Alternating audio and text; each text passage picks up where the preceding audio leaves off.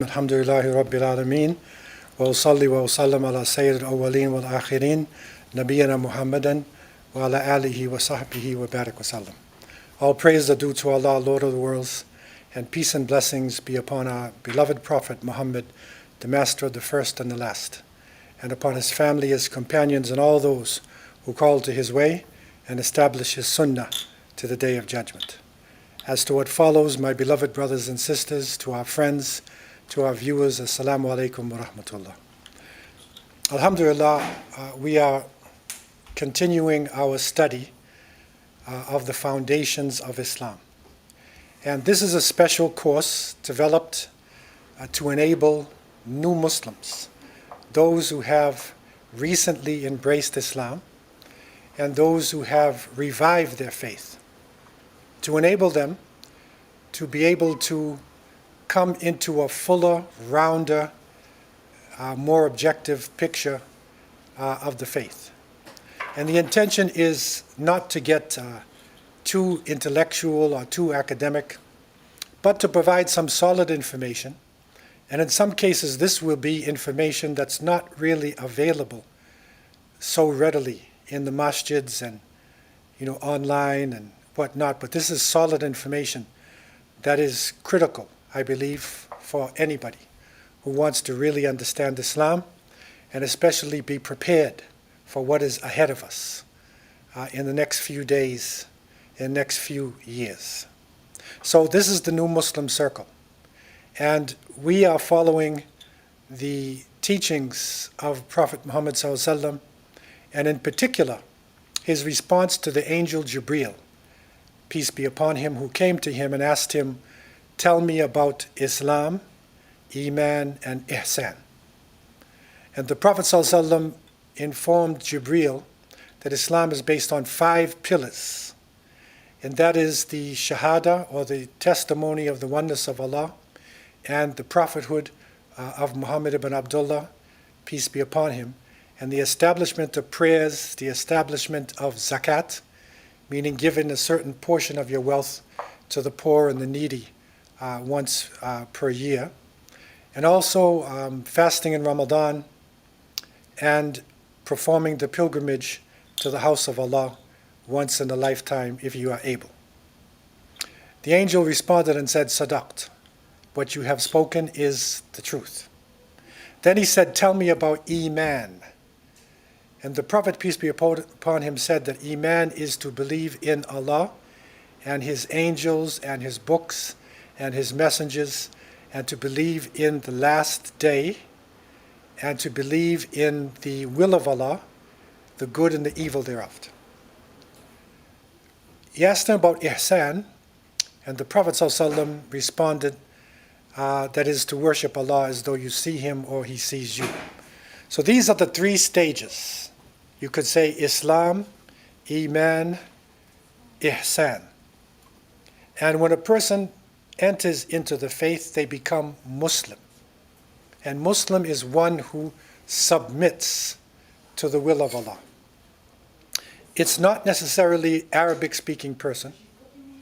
It's not necessarily a Semitic person or somebody who only believes in one God, but it is the ultimate way that Allah has revealed in all nations and all tribes the true belief in the Creator. And that is Islam. And in Arabic they would say istislam also means submission or surrender. So a Muslim is one who's surrendering themselves in submission to the Creator. And the next level is Iman. And from Iman comes Mu'min. So you hear Mu'min being used. That is a believer. And that's the next stage of development. And the final stage is Ihsan. And the person who practices Ihsan or righteousness, you could say, is Muhsin. So the word Muhsin is Ismu Fa'il, so that is the doer of the action, the doer of the Ihsan is the highest stage. And we want to look at all of these stages in a practical way, going section by section, so you have a base understanding of these critical aspects of the faith.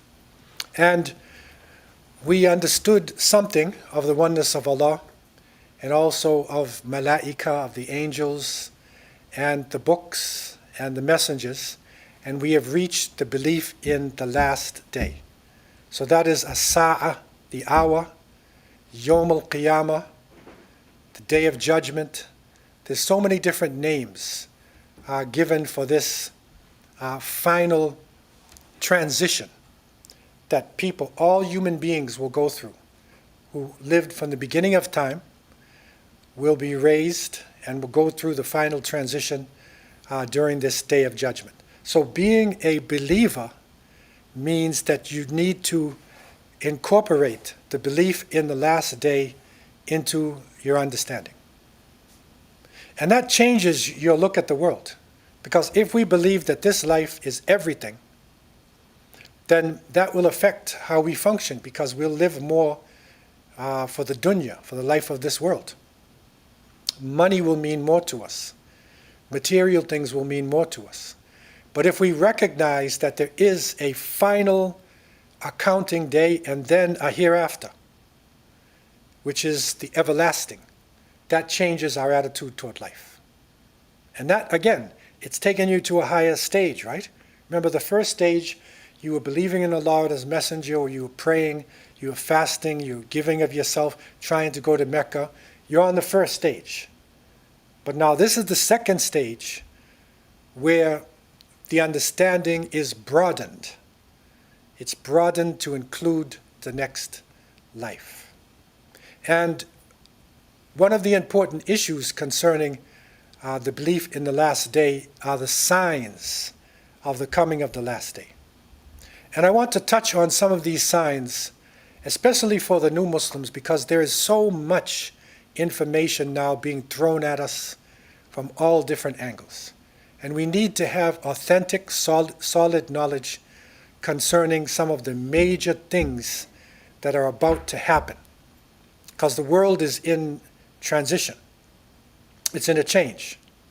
And there are apocalyptic events that are taking place. And I believe that if you and I, if we are alive in the next 10 years, then we're going to see some very traumatic things that are happening in this world. Apocalyptic changes. So the whole relationship of people will not be the same. And so these signs which are leading toward the day of judgment, there are minor signs and major signs. And we looked at some of the minor signs, and the scholars have informed us that the minor signs of the day of judgment have been completed. And we found out, for instance, that the Prophet ﷺ said, in one occasion, you will find the naked, destitute Bedouins. They are competing against each other and building tall structures. This has been fulfilled. And we understand this, who live now in this world, even better than somebody 50 years ago. Because they might have looked at some of the empires. There were some big buildings, there's no doubt. But in terms of Arabia itself, where the naked, destitute Bedouins, very simple lifestyle, it changed dramatically within the past 40, 50 years. Dramatic change. And it's still going through some dramatic change. And they're literally struggling against each other to see who will have the tallest building in the world, who will have the most elaborate structure. So that's how one of the minor signs and how it's fulfilled. These minor signs are taking us to the major signs. And these major signs are very important to us to understand, because if somebody said it's the end of time, there's a asteroid that's about to hit Earth, everything's gone within a space of 20 days. Then first thing a Muslim will say, a believer will say, have any of these major signs taken place? If they haven't taken place, I don't accept this, right? Because we have this solid knowledge. And On the authority of Hudhayfa ibn Usayd al-Ghifari, radiallahu anh, the Prophet ﷺ has said that the hour will not come about until you see 10 signs. Okay, so you need to have general understanding of these 10 signs. Okay, the more you get into your Islam, the deeper you can get into the details of this. But I want to give you some practical information about them. But the Prophet ﷺ mentioned the smoke, the Dajjal, meaning the Antichrist, the beast, the rising of the sun from the west, the descent of Isa ibn Maryam, Yajuj and Ma'juj, the 3 landslides, one in the east, one in the west, and one in the Arabian Peninsula, and the last sign is a fire, which will emerge from Yemen and drive the people to their place of gathering. Okay, so these are the 10 major signs that are coming. And Anas reports that the Prophet ﷺ said, the signs are like beads, especially he's talking about the major signs. It's like beads next to one another on a string. When the string breaks, they will follow one another. Like you see this tasbih, these dhikr beads. Once it breaks, they're going to go like this. So it's going to be apocalyptic. Like they say, time will stand still. I don't know if you've ever experienced this in your life. If you were ever in a really traumatic situation, like for instance, a car accident. If you're ever in that type of a situation, you know, where you were facing death. You were literally facing death. In this part of the world, there's usually a car accident or something like that. And I was in a situation one time on the 401 driving, and you know, and then I turned into the middle lane, and a giant truck was in back of me, and it hit me. And then I was in the air. So I just said, "Oh Allah, decide." So at that point, time stands still. It may be something to do with our blood system, but things get slow, like you're in slow motion. All right? And so fortunately, I went down, hit the guardrail, and you know, I was okay. But the point is, time stood still. So when these traumatic things will be happening in the world, it's like time is standing still. If you're in an earthquake, right? And that ground is shaking and everything's moving around, time is standing still. Okay, so that's the trauma. And the scholars now looked at these signs. There's a number of hadiths. And so they looked at it to try to give us a scholarly order. So we have some order of these signs, because they may come in different forms. And so basically the order, and this is not cut in stone, but basically it is the Antichrist. Of the major signs, the first one would be the Antichrist. And then the descent of Isa, Jesus, his return. And then Yajuj and Majuj, we know in English as Gog and Magog. Okay? Then the western sunrise, right? Then the beast, the dukhan, the smoke, and then 3 landslides, and then the great fire. Okay, so they put it in that order, how it appeared in bringing together all the traditions there. So we'll use this order in order to get a basic understanding. And the most important of these signs, actually, is the first one. And that is the fitna, or the trial and test of Al-Masih ad-Dajjal. And the Prophet ﷺ said, between the creation of Adam and the onset of the hour, there will be no affairs greater than ad-Dajjal. This will be the greatest affair, the most traumatic thing that has happened to humanity. That's how serious it is. And it hasn't happened yet. Okay? And the word Masih, and we know it before from Messiah, it is used with Isa alayhi salam as well, because it also means, Masaha means to anoint or to rub over. So they say that Jesus is the anointed one. Okay? And, but here, it can also mean that his eye is mamsuh, which means it is wiped over, or it is deformed, like a grape which is popped out. Okay? And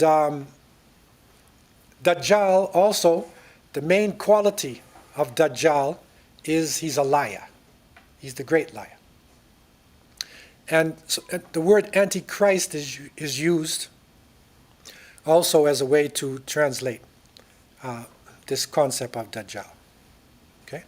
And as I mentioned before, the Christians have a concept of the Antichrist.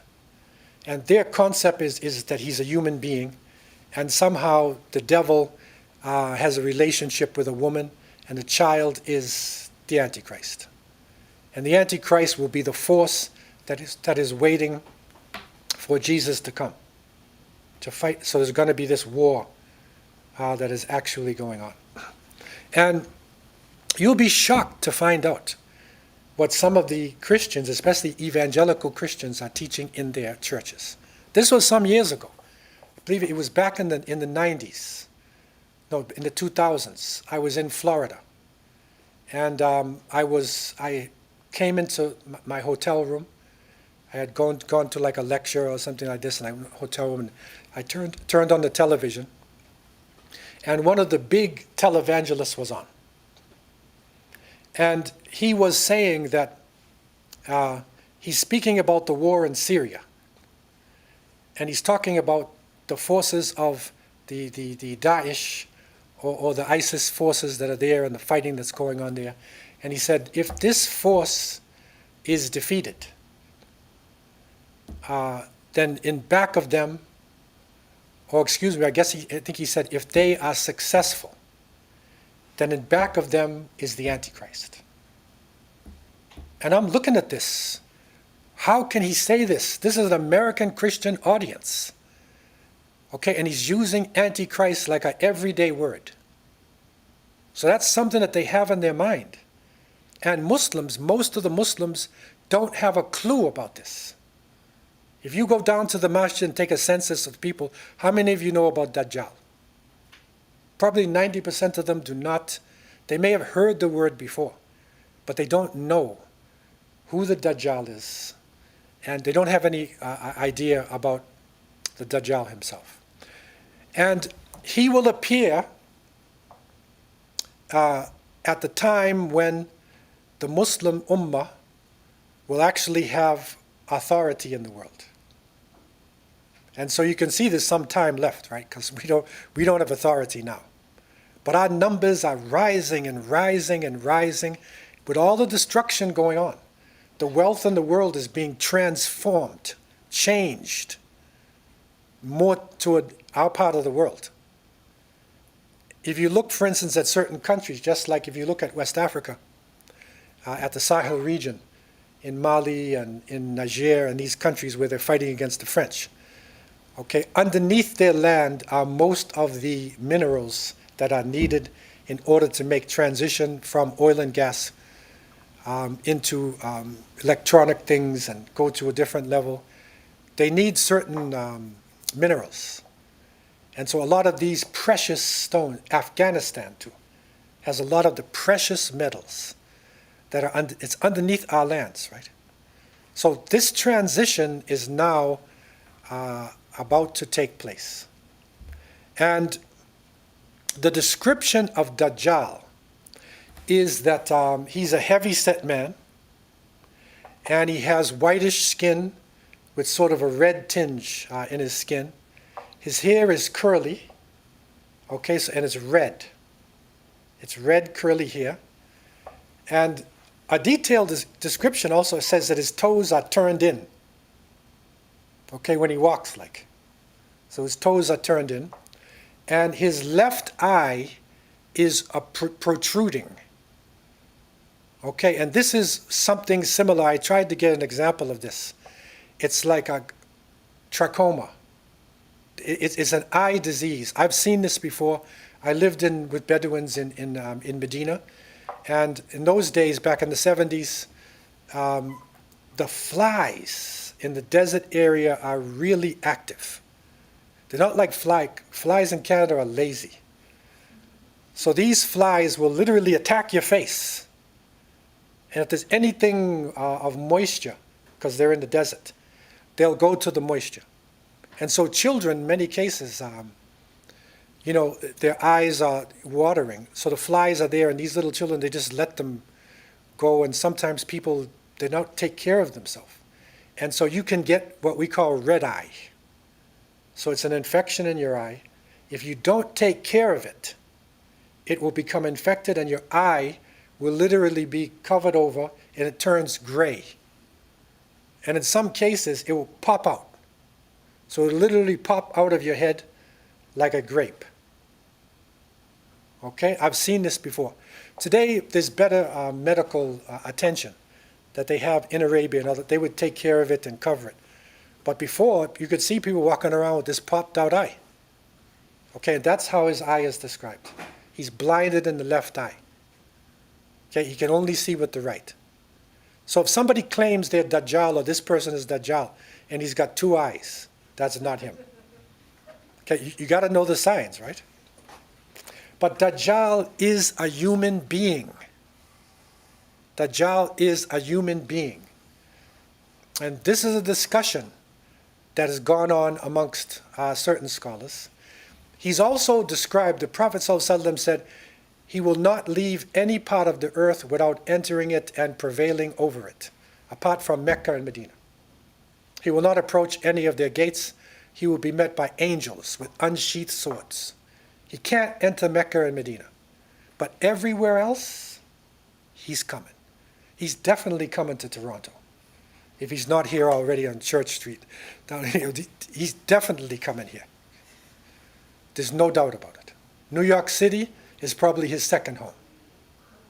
Everywhere in the world, this Dajjal will come. But two places he will not come to. It's Mecca and Medina. And this is very significant. And there are people who say, there's an argument that people have where they say that, when you look at these signs, you should look at the signs symbolically.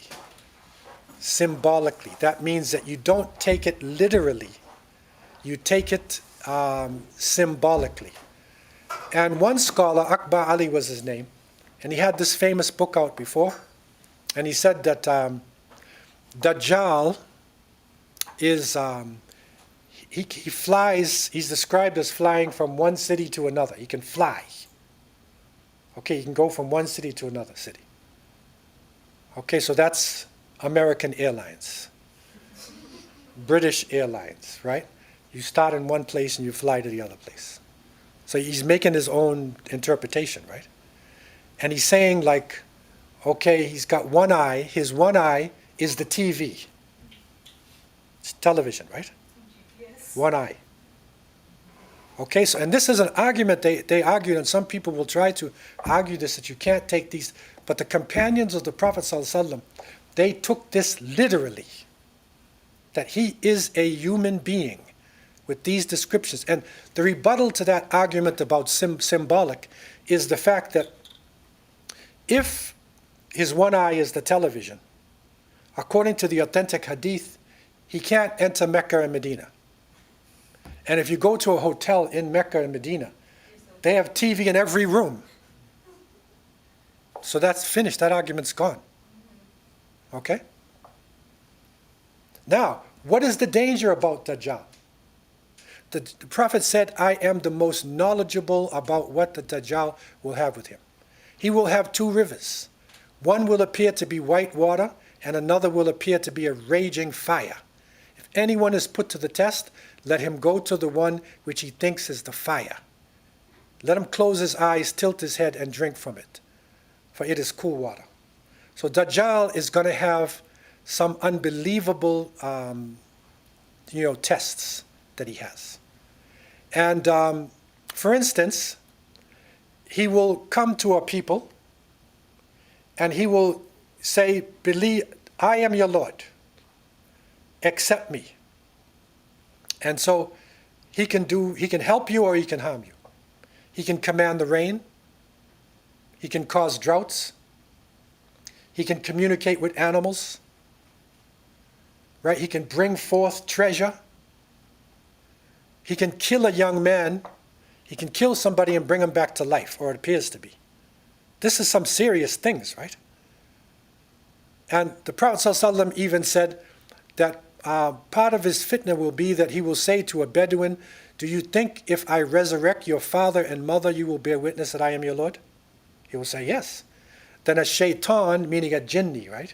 Remember, jinns can take the form of human beings. We learned that. A shaitan will appear to him in the form of his father and his mother and will say, my son, follow him. He's your Lord. That's serious test. That's the ability that he has. And with the technologies that are in the world today, the things that are going on, we are seeing some strange incidents. And the answer to the people who are saying Dajjal is here right now, the logical answer to this, the most balanced answer to this is what you are seeing is not Dajjal, but the forerunners to Dajjal. They are setting the stage for the Antichrist to come. It's literally being set. And some people will look, one world government, like UN and stuff, right? One world currency, we're moving toward that. One world capital, right? All these things where you're trying to control everybody in the world, right? All of this could be moving toward Dajjal. These are the forerunners. But when Dajjal himself comes, then this is going to be serious. Where will he come? In an authentic hadith, it says it's in Khorasan. And Khorasan is now present-day Iran, parts of Iran and Afghanistan. Okay, this is before it was known as Khorasan, in that area. But in terms of his emergence, one hadith is saying he was like from Isfahan. But Isfahan is the city in Iran now. It's an Iranian city. And he himself is coming from the Beni Israel. He's from a Jewish background. Beni Israel. And you would say, how is that possible for Beni Israel in Iran? Aren't the Iranians fighting against the Israelis? Like, look at the world, right? But if you look at Iran, Iran is a very complex country. It's much more complex than what you think it is. Because originally, Iran and the Khorasan area, that was completely Sunnah. That was completely the area of the great people of Hadith. We're coming from that area, like Bukhari, just a little bit higher, Muslim, Tirmidhi, Nisa'i. Famous scholars came from that area. People of Hadith that you would call Sunnah. And it did not turn into the Shia belief until much later, more toward the 16th century. It's a very complex place. Also, it is one of the places where, when the children of Israel were persecuted by the Babylonians, by the Persians, they were driven out of Jerusalem, they fled to different parts of the world. And one of the places they took refuge in was in Iran. And so there is a sizable population of Jewish people in Iran today. They are Iranians. And they don't want to leave Iran. They like it there. They were even asked to leave, but they don't want to leave. Because the Iranians live people of the book, they live with them okay. So there's not a problem. So there is a population there in that part of the world. But in terms of his emergence, when he really will take the stage, it is somewhere between Iraq and Syria. And the length of his stay will be 40 days. That means his time of major authority. One day is like a year, another day is like a month, and another day will be like a week. Okay, so what this means, it's hard for us to interpret this, right? It's apocalyptic times, right? Remember, time stood still, right? So one day is going to be like a year if time is standing still. And so it's a very serious fitna, or trial, that human beings will be placed under all over the world. And how do we protect ourselves from Dajjal? The Prophet ﷺ said, if he, the Dajjal, emerges while I am still among you, I will take care of you. But if he emerges when I am not among you, each one of you will have to argue for himself. And Allah will take care of every true Muslim. If you're a true Muslim, Allah will take care of you. And one hadith, he said, the people will flee from Dajjal into the mountains. So that's something about urban areas, right? It's going to be better to live out in the woods, right, than in the city. And you can see now with cell phones and artificial intelligence, you got to be somewhere where they can't track you, right? So the mountain areas are going to be the safest places. And another protection is the chapter called Surah Al-Kahf, the chapter of the cave. And you should learn to recite this, the first and the last 10 verses, or the whole of that, especially on Friday. Right? These are some protections from it. And again, to give you a little bit of details without going too deep, but there is a dua that you can make where it's saying, Allahumma inna na'udhu bika min adhab jahannam wa min adhab al-qabr wa min fitnat al-mahya wal mamat wa min fitnat al-masih ad-dajjal. So it's saying, Oh Allah, we seek refuge in you from the torment of hell, the torment of the grave, the trials of life and death, and the tribulation of the Dajjal. Okay? And the Prophet used to read this often in regular prayer. You know, you're in the jalsa, you're in the final position sitting. So along with your tahiyyat and the things that you're reading, he would also attach this dua to it. Okay, so we need to seek. Okay? Has he appeared? This is the argument that people bring in terms of Dajjal. Okay, I want to just hold for a minute to see if there are any questions, because this Dajjal, very big topic, and it may be new to some of you. Right, but I want to open up the floor for any questions before I go on with any of the more details. So the floor is open for any questions anybody may have concern. Yeah. Should the first 8 years be a year long? What is like the 5 times prayer? Very good question. So the question is, and this is a question actually that some of the companions asked.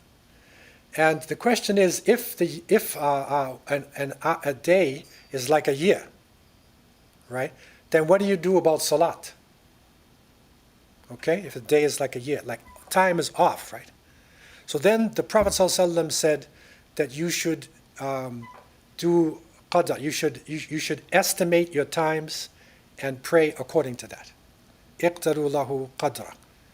And the example is used, this is used by the scholars. When people from the north, like in Canada, and we have this situation in the Northwest Territories, in a place called, and then also in Iqaluit, that's Nunavut, right? So when you're in the Northwest Territories, you are above the Arctic Circle. And so in the wintertime, it gets dark all the time. So there's no light. So what are you going to do for your salat? And so I went up there one time to the Northwest Territories, and we landed and everything, and then I went to my room. And then when it was in the evening came, when the afternoon came, it was light outside, okay, Asr. And then when it was time for Maghrib, the brothers came and said, it's time for Salat al-Maghrib, and the sun was out. So it was strange. So I said, okay. Then Isha, after about an hour and a half, they said, it's Isha time. And we made Isha prayer, and the sun was out. Then I went back to my room and tried to lay down, pull the curtains down. It was like 1 o'clock, the sun is outside. And they came at Fajr, and they said, it's time for Fajr. Sun is outside. It's the land of the midnight sun. You see? So there's times when the sun does not set. Okay? So the ulama used this hadith as one of the proofs to say that when you, in this area, make estimation. So the fatwa given by the Canadian Council of Imams here is that if you're living on the western side, then you can use Edmonton. You take the prayer times of Edmonton, Alberta, and that's the most reasonable place. If you're in Iqaluit in the east, they use Ottawa. So you can use the prayer chart of Ottawa, and then you make your prayers. Very serious situation. Just imagine Ramadan. Because when do you break your fast? If it's summertime and the sun's out, when is iftar? You got a problem, right? You got to wait like 30 days, 40 days for iftar, right? Can't. So you got to make estimation. Now, floor is open for any other questions online. Yep. Assalamu alaikum, Dr. Quick. Over the course of the last few decades, there have been efforts to predict exactly when the Mahdi and the Dajjal will come, Yeah. such as Y2K and 2012. How reliable are these claims? Right. So I'm saying these claims, have gone by, even with the computer thing and all that. All these, a lot of claims has happened. But unless certain things go down in the world, and unless a human being appears who is Dajjal, we don't accept this. Okay, and so there have been, a lot of people have claimed to be the Mahdi, and we studied that last week. False claims. And so we need to follow the signs as it comes in the authentic traditions. Okay, so these are false things. Now, What is the monumental goal of the Dajjal? what is the monumental? Goal of the Dajjal. The goal, Dajjal wants everybody to worship him. That's his main thing. He wants you to say that he's your Lord and to be accepted, as God. That's what his goal is. And the true believer looks at him and it says, the Prophet said, you will see kaf, fa, ra, meaning kafir, disbeliever written on his forehead. Like you'll see it if you really believe. Okay, so the true believer can be saved from this. Okay, now, has he appeared? That's the argument. We believe, we take the signs literally. In other words, as the sign is given to us, he's a man, he has a certain type of build, he looks a certain way, that's the Dajjal. And we have evidence as to how he's going to look, and that his left eye is blinded. These are physical characteristics. And another proof for the fact that the Dajjal is actually a human being is that in the Prophet's time, in Medina, there was a section where many of the children of Israel lived. Right, there was 3 areas, Banu Qurayza, Banu Qaynaqa, and so there was 3 areas. So in one of the areas, the Prophet ﷺ identified this young man who had these strange powers. Okay, and he would walk by these areas, and he would literally be looking for this boy. And on one occasion, he saw the boy, and the boy said insulting things to the Prophet. He was a really arrogant, rude young boy. And so Umar, who was with the Prophet, said, let me chop this boy's head off. That's how the Prophet said, don't touch him. Because if he is Dajjal, you will not be able to slay him. He will only be killed by Jesus, the son of Mary. And if he isn't Dajjal, then you committed murder. So you cannot touch him. And this boy was really, it's unbelievable when you're reading the traditions. Most people don't get a chance to go into this.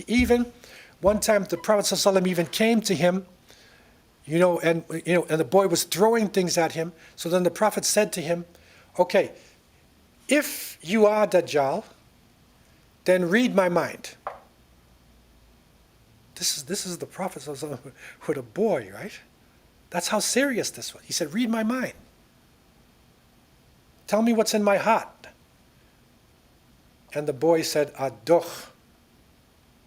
Ad-Dukh. And then the Prophet said, you didn't make it.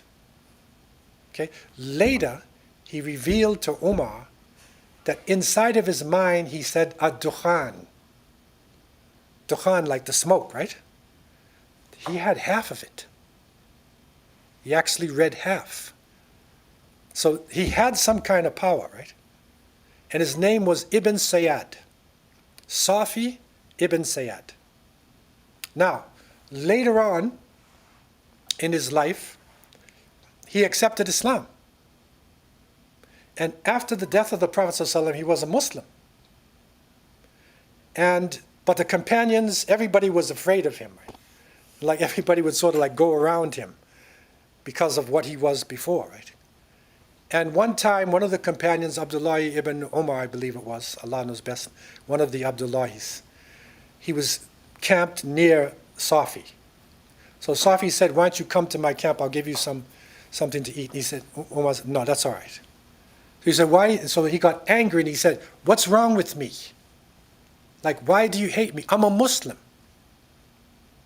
And I have children. And according to the hadith, the Dajjal will not have children. Okay? So, what is wrong with me? What is wrong? And then Abdullah, he then said to him, what happened if you were the Dajjal? What would you think about that? And then he said, I would enjoy this. Like I would really get into it. He said something bad, right? And Abdullah was about to hit him, right? But then he didn't. And when he went home, his wife said to him, it's better that you didn't hit him. Because if you hit him, he may have exploded, right? Okay, now, the historians say, in one of the great battles, Safi was killed. All of his sons, all of his children died. So he didn't have children. In one of the battles, he was killed and nobody found his body. They did not find his body. Okay, so it was really, really strange about this individual. And there is a long story. The story of hadith of Tamim ad-Dari, who was a Christian Arab, who was traveling in the oceans, probably somewhere around Indonesia, in those oceans out there. And he came back. It's a long story, and said he came, to an island, and he found, this hairy creature was in chains. And this creature had one eye, and it asked him certain questions. Has the Prophet appeared amongst the Arabs? What about the lake Tabariya, that's in Palestine, Tiberias? Is it dried up yet? So he asked them certain questions. And they said, yes, the Prophet, he has appeared, and Tabariya, it's drying up. And one of the things now is this Tabariya, the Israelis, they've drained it. That's one of the arguments that he's around, right? But anyhow, Tamim ad-Dari said, I will soon be out of these chains. And he came back to the Prophet ﷺ, and the Prophet did not deny what this man had said. So there's a lot of different stories surrounding Dajjal, who he is, when he will come, but we know for a fact that he has not come yet, because this is a major test that we will all be under. This is not some little Islamophobia that we're going through. This is major test, which is about to come. Okay, so this is the test of Dajjal himself, the Antichrist. And it is a major one. The Christians believe it's coming. The Yahud, the Orthodox, you could see what they're doing. They're building, they want to build a temple in Jerusalem, Mashal al-Aqsa, and they want to slaughter the red heifer and whatnot. And they say if they do all these things, they have to knock down the masjids, then their Messiah is going to come. And that could possibly be Dajjal, actually, who's going to come. If you put that all in line, it would be that he appears and then he reaches there. So people are waiting for this major sign to come about. Now, floor is open for any questions that anybody has. Yes? Do we believe that Dajjal is someone who's born on earth and grew up to be the Dajjal, or is he going to just suddenly appear? He's a human being. And in terms of his early life, we don't know his early life. However, the Prophet ﷺ was actually watching this boy, Safi. He was watching the boy. And Safi went through these changes. So he was watching somebody. But he will live a human life, grow up, somehow lose the sight of his right eye, and he will be there. And he will be leading an army. And he will move all around the earth, testing people, putting people under tremendous trials. And you can see the power that money has on human beings. It's unbelievable. If somebody went on Young Street and said today, I will give $1 million to anybody who comes here and says, you're the Lord. Just say it, man. I'll give you $1 million. There would be a lot of people lined up to get that money. There'd be some Muslims in the line too. Yeah, they'll be in the line. Because people are controlled by material things.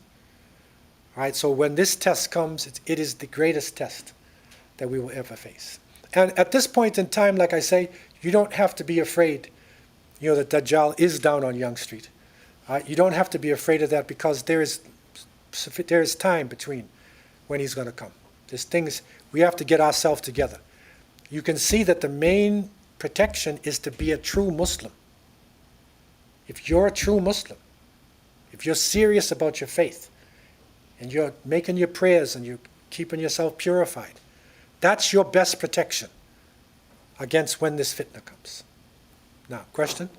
What does the word Dajjal translate to? Dajjal could be like the great liar, because Dajjala is like to lie or deceive. So it's like the great liar. And so they use the word Antichrist, but it's really more like, the great liar. You could say a liar prophet or the great, but it's the great liar. Because when you say Dajjal, it means like the great one. So he's the great liar. He's the greatest liar that ever lived. Question?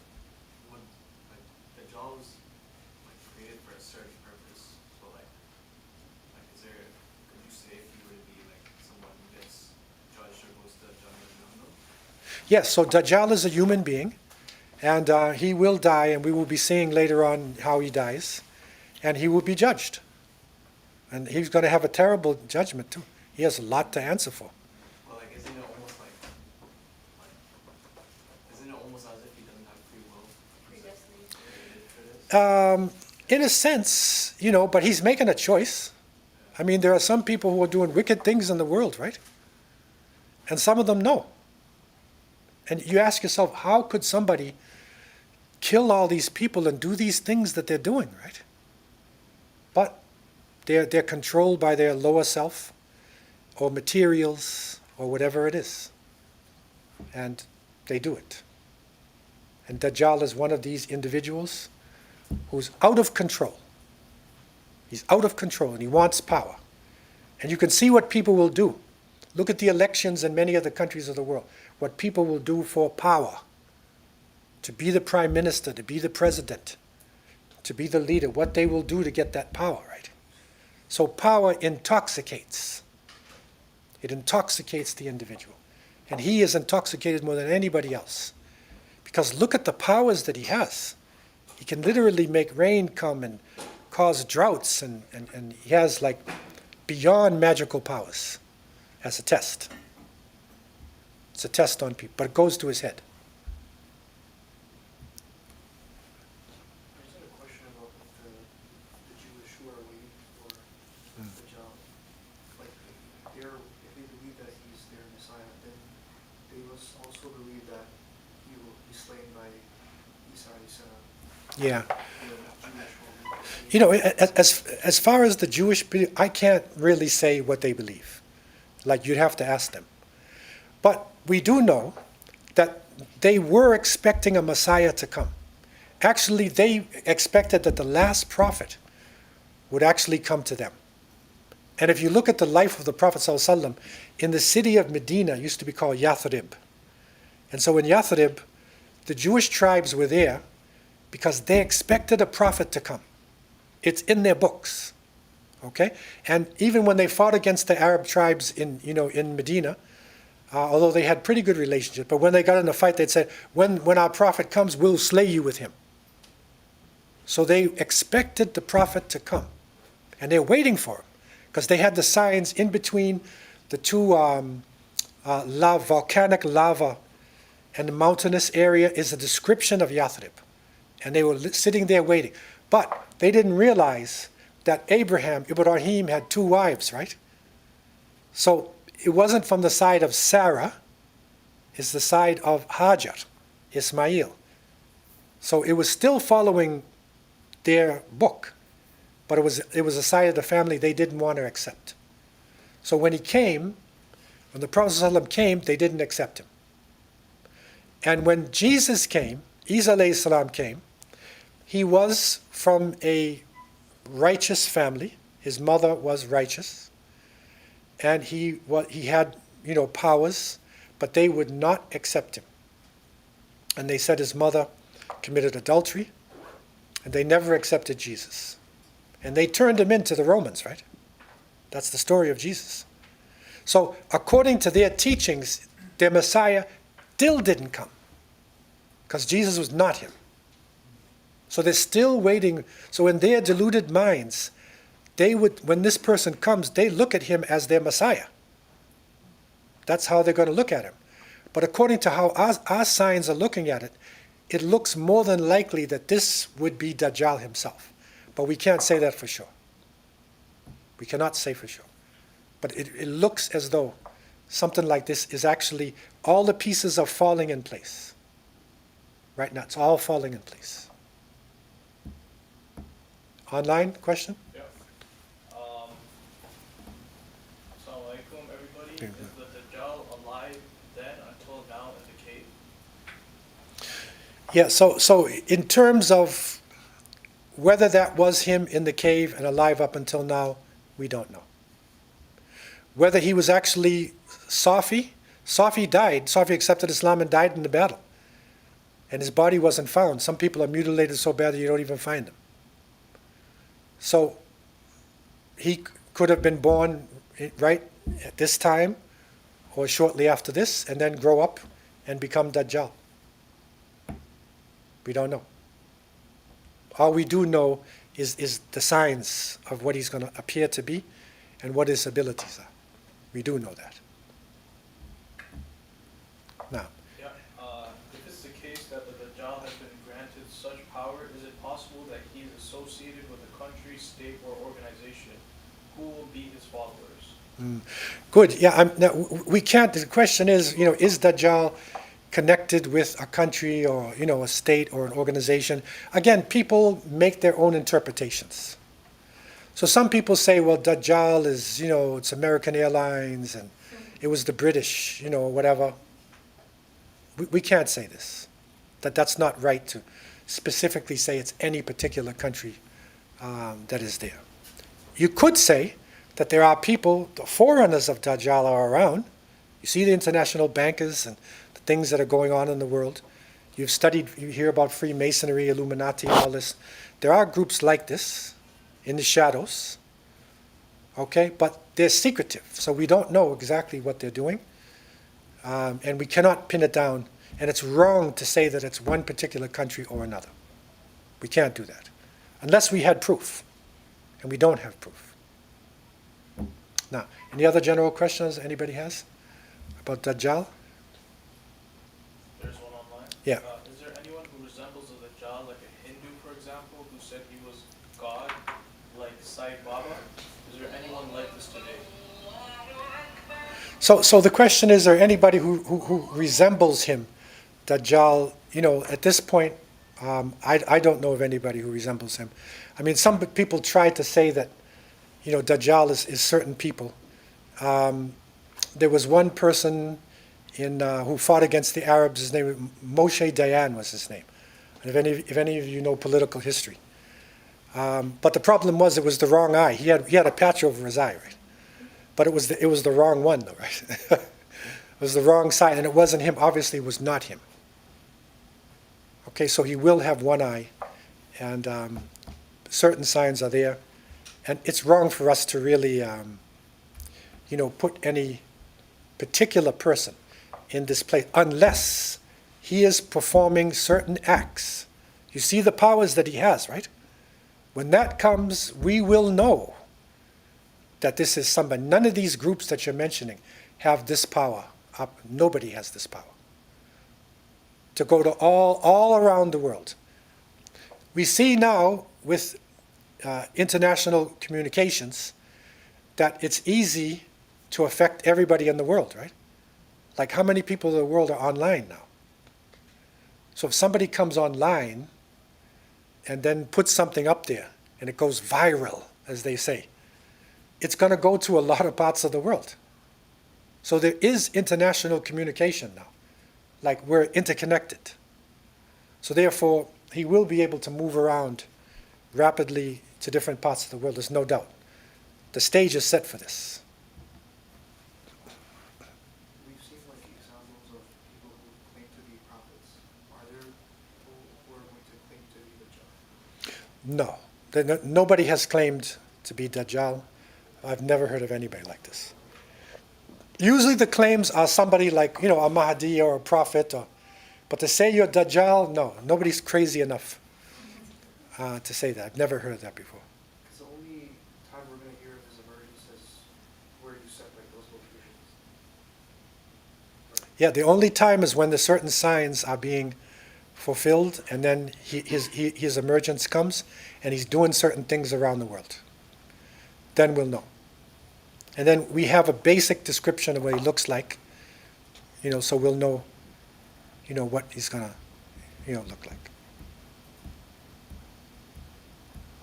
So this is one of the, next signs, the biggest signs, and the signs are going to be following each other, like beads falling off of a string. International conflict is going on. It's like melhama.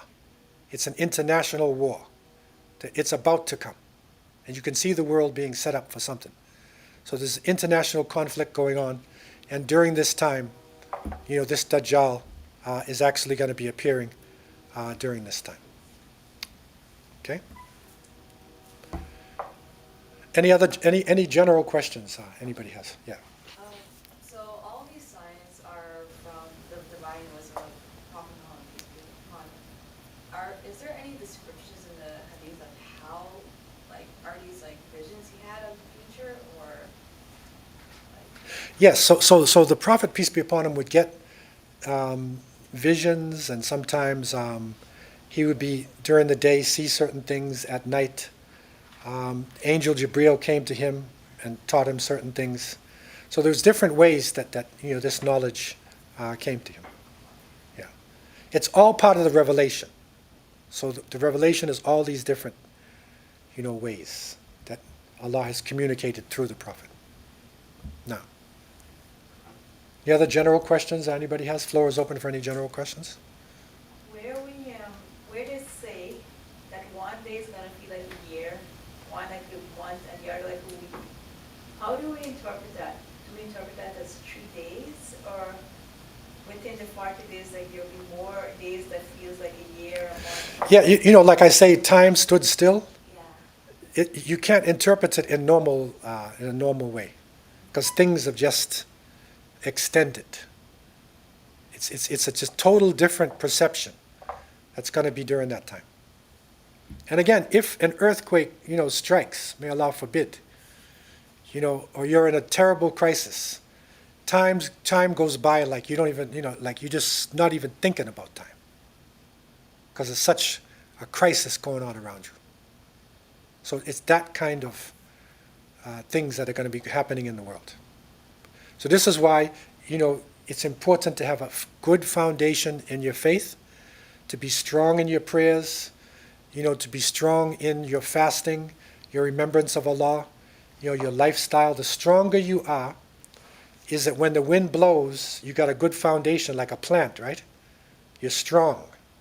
So the stronger you are in your faith, the more you know about the faith and you practice, you'll be able to withstand these terrible tests when they come to the world. Okay? Okay, any other general questions before we close the first part of the class? So next week, inshallah, we will be continuing on. And this Dajjal leads directly into Jesus, Isa alayhi salam. So the next week we will be dealing with the return of Jesus, because this goes right into it. Remember, the signs are going to come one after another. So this one is going to lead right into the coming of Isa alayhi salam. And that is good news. So after you hear about Isa, you'll feel better, inshallah. Right? So you don't have to, don't worry about Dajjal. Hold on to your faith. Hold on to your faith. No. So inshallah, next week we will continue and have a safe journey home. For those online, may Allah make it easy for all of us. Wa akhir da'wana alhamdulillahi rabbil alameen. Wassalamu alaikum wa rahmatullahi wa barakatuh.